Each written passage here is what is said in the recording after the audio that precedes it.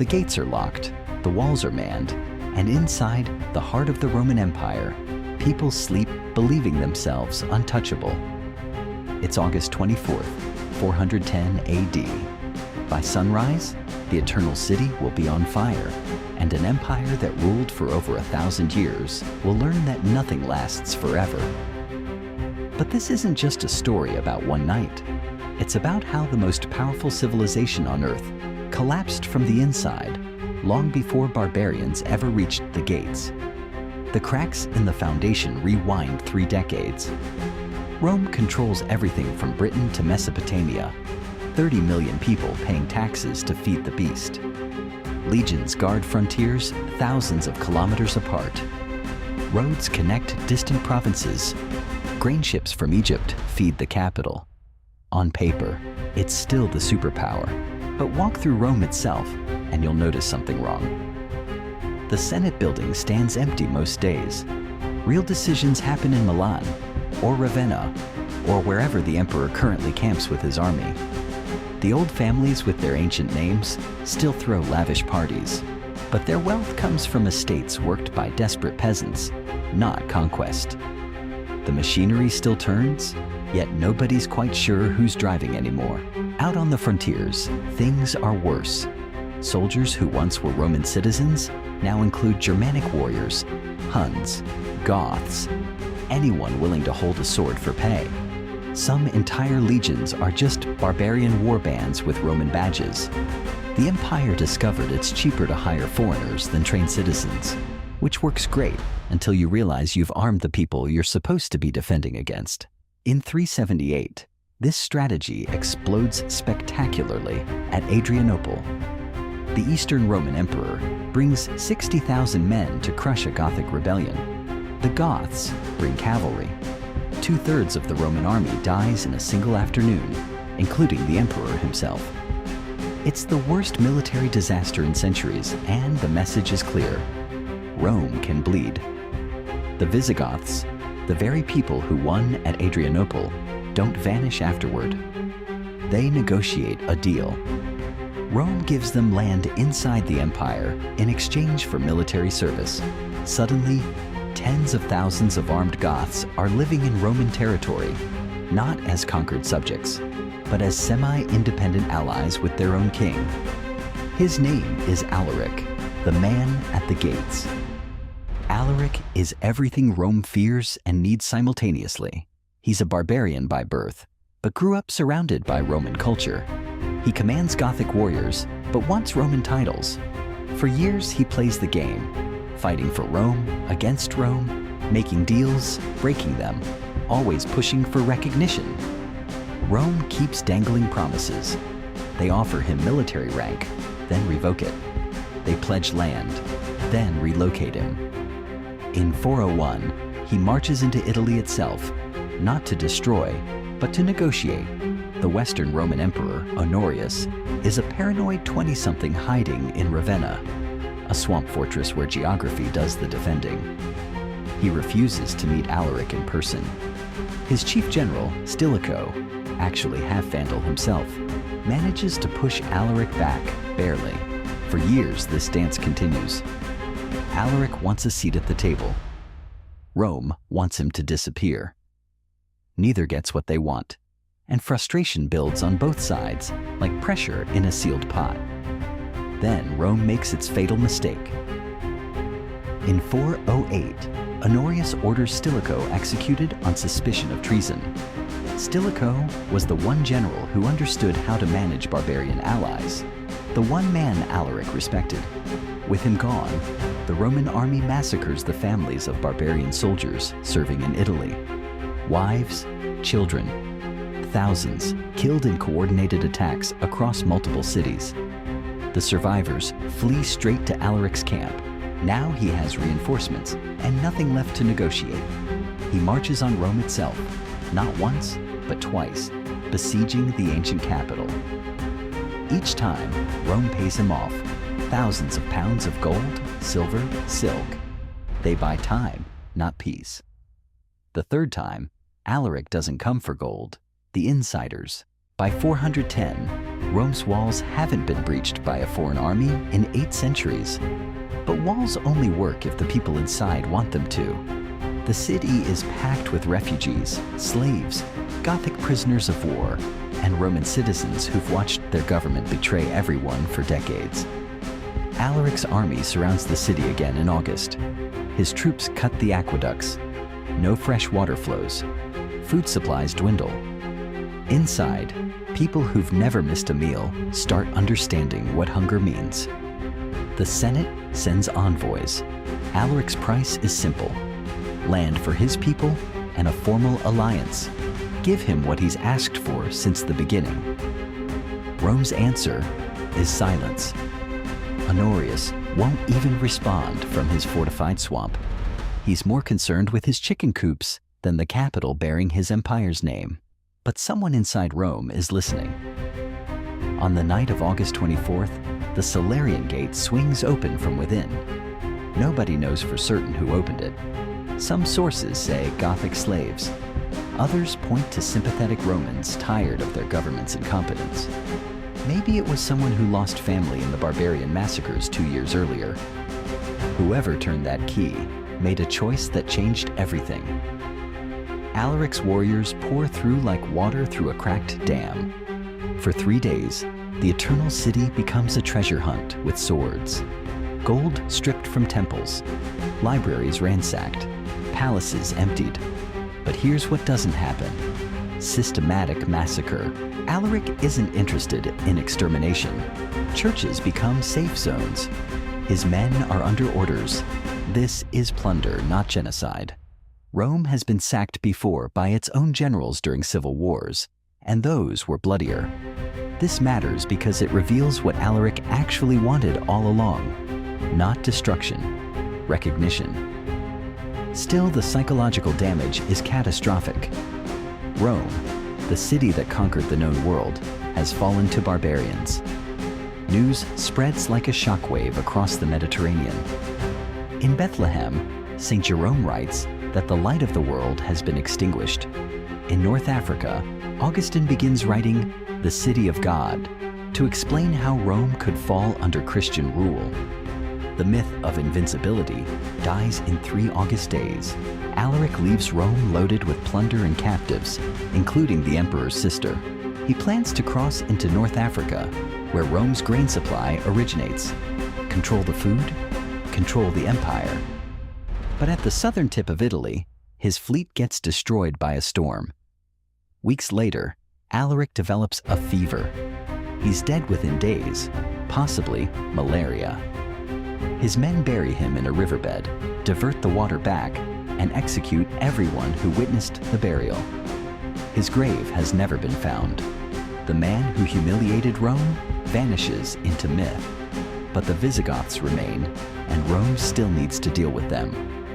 Eventually, they're given land in southern Gaul and Spain. They'll establish kingdoms that outlast the Western Roman Empire itself. Within a generation, Gothic kings are issuing laws, minting coins, and calling themselves Romans in everything but blood. The spiral accelerates. What happens next is Rome trying to govern an empire that no longer believes in it. The Western provinces start operating independently. Britain tells Rome's representatives to leave and handles its own defense, which means no defense at all when the Saxons arrive. Gaul fractures into competing power centers. Spain becomes a patchwork of Gothic, Roman, and local authorities who barely communicate. Every few years, a new general proclaims himself emperor, rules for 18 months, then gets murdered by the next ambitious commander. Between 410 and 476, the Western Empire cycles through dozens of emperors. Some are children, some are puppets. None have real power. The title becomes a costume worn by whoever controls the army that week. Meanwhile, the Huns arrive. They're everything Rome imagined barbarians to be. Nomadic horse archers from the steppes who terrify everyone, including other barbarians. Under Attila, they forge an empire stretching from Germany to the Caspian Sea. Rome pays them tribute, basically protection money, to avoid invasion. The empire that once dictated terms to the world is now a client state paying rent to stay alive. In 451, Attila invades Gaul anyway. The Roman general Aetius assembles an army, but it's mostly Visigoths, Franks, and other barbarian allies. The Battle of the Catalonian Plains becomes one of the bloodiest in ancient history. Tens of thousands dead on both sides. Rome technically wins, but look at who's actually fighting. Barbarians defending Roman territory against other barbarians, while Roman citizens watch from the sidelines. The empire has outsourced its own survival. Attila dies 2 years later, possibly from a nosebleed on his wedding night, and his empire collapses immediately. But Rome doesn't recover. It's too late for that. The last Roman in 476, a teenage boy named Romulus Augustulus is proclaimed emperor. His name is almost satirical. Romulus, after Rome's legendary founder, and Augustulus, little Augustus. He's a child playing dress-up in the robes of Caesars. His father, a military commander, actually runs things. The Germanic soldiers in Italy, who haven't been paid in months, demand land instead of wages. They're tired of broken promises. When Romulus's father refuses, their leader Odoacer simply removes the boy from power. No dramatic battle, no siege, just a quiet dismissal. Odoacer sends the imperial regalia, the crown, the purple robes, the symbols of Roman authority, back to Constantinople with a message: the West doesn't need its own emperor anymore. Romulus Augustulus is given a pension and a villa. He lives there quietly for years, the last emperor of the West, retired before he's old enough to shave. Nobody bothers rescuing him because nobody thinks it matters. The Western Roman Empire ends not with fire, but with paperwork. The aftermath. Here's what's strange. In 476, when the Western Roman Empire officially ends, most people don't notice. There's no announcement, no public mourning. The sun rises on September 5th and nothing looks different. Markets still open, aqueducts still flow, Latin is still spoken. The administrative machinery keeps grinding because nobody told it to stop. Odoacer governs Italy using Roman laws, Roman bureaucrats, and Roman tax collectors. He calls himself King of Italy, but rules through the same Senate that served emperors for centuries. Coins still bear Roman imagery. Legal documents still cite Roman precedent. If you're a farmer in Tuscany or a merchant in Ravenna, your life in 477 looks identical to your life in 475. This is the paradox of Rome's fall. The empire disappears while Roman civilization continues. In Gaul, Frankish kings adopt Latin as their administrative language and convert to Catholic Christianity. They legitimize their rule by claiming they're protecting Roman culture. In Spain, Visigothic kings issue law codes that are essentially Roman law with Germanic additions. Even in Britain, where Roman presence vanished earliest, Latin remains the language of the church and learning. The idea of Rome proves more durable than Rome itself. But make no mistake, something fundamental has changed. The Mediterranean, once a Roman lake, where a single currency and legal system connected 3 continents, fractures into competing kingdoms. Long-distance trade collapses, cities shrink, literacy rates plummet. The elaborate infrastructure that made Roman life possible, roads, bridges, aqueducts, begins the long decay because nobody has the resources or organizational capacity to maintain it. Historians call what comes next the early Middle Ages. People living through it don't call it anything because they don't realize they're in a new era. They think they're still Roman. They'll keep thinking that for centuries. Why it matters. Rome's collapse doesn't teach us that empires must fall. It teaches us how they fall. Slowly, then suddenly, then not at all. The Western Empire dies from 1,000 cuts over 2 centuries. Each cut seems manageable. Each crisis gets resolved temporarily. The system adapts, survives, and stumbles forward until one day it just doesn't anymore. There's no apocalyptic moment, just the slow realization that the center can't hold because there's nothing left at the center. And here's the uncomfortable part. Rome falls while thinking it's still succeeding. The emperors of the 5th century believe they're preserving Rome by hiring barbarian generals, by granting land to Gothic settlers, by shrinking the territory to save the core. Every compromise makes sense individually. It's only in hindsight that we see each sensible decision was another step toward dissolution. The people who lived through it couldn't see the pattern because they were inside it. Modern parallels write themselves. Any system that grows too complex to manage, that depends on constant expansion to sustain itself, that mistakes temporary stability for permanent strength, is running Rome's playbook. The specifics change, but the dynamics remain. What makes Rome's story so compelling isn't that it fell. Every empire falls eventually. What's compelling is how long it took and how little anyone noticed when it finally happened.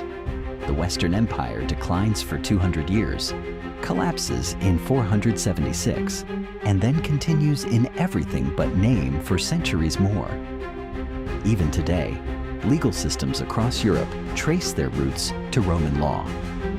Romance languages evolved from Latin. The Catholic Church, structured like the Roman administrative system, survives as the empire's longest-lasting institution. The idea of universal citizenship, of a state governed by written law rather than tribal custom, of infrastructure connecting distant provinces, all Roman concepts that shaped the modern world. Rome fell 1,500 years ago, but we're still living in its shadow, still using its political vocabulary, still grappling with problems it never solved. So when did Rome actually fall? In 410, when Alaric sacked the city. In 476, when Romulus Augustulus was deposed. In 1453, when Constantinople finally fell to the Ottomans. Or has it not fallen at all, just transformed into something we don't recognize as Roman anymore? The question doesn't have a clean answer, because history doesn't work that way. Empires don't die like people. They dissolve into whatever comes next, leaving behind institutions, ideas, and cultural DNA that persist long after the political entity vanishes. Rome's fall reminds us that the end of something enormous and seemingly permanent doesn't look like we expect. It's not dramatic. It's a slow erosion of capacity, a gradual loss of coherence, until one day people stop pretending and the old name finally gets retired. The Western Roman Empire ended in 476, but Rome? Rome never fell. It just stopped being an empire and became an idea instead. And ideas are much harder to kill. The uncomfortable truth is that Rome's greatest trick wasn't conquering the world. It was making everyone believe they were Roman long after Rome ceased to exist. The legions disbanded. The emperors vanished. The Senate became a social club for nostalgic aristocrats. But the concept survived because it was useful. Germanic kings wanted Roman legitimacy. The church wanted Roman organization. Merchants wanted Roman roads, even crumbling ones. What died in 476 wasn't civilization or order or law. It was the specific arrangement of power that called itself the Western Roman Empire. The structures persisted because nobody had anything better to replace them with. Medieval Europe spent 1,000 years trying to recreate what Rome had, which is why Charlemagne crowned himself Roman Emperor in 800. Why the Holy Roman Empire claimed that title until 1806. Why Caesar became Kaiser, and these are. We remember Rome's fall as a cautionary tale about decline and collapse. But maybe the real lesson is about transformation. Systems don't vanish when they stop functioning. They evolve into whatever comes next, carrying forward pieces of what they were. The Western Empire fell, but Roman law shaped European legal systems. Latin died as a spoken language, but birthed French, Spanish, Italian. Roman engineering principles built medieval cathedrals. Rome fell in one night and took centuries to die and never really ended at all. Which version you believe depends on what you think Rome actually was. An empire? That fell. A civilization? That transformed. An idea? That's still here.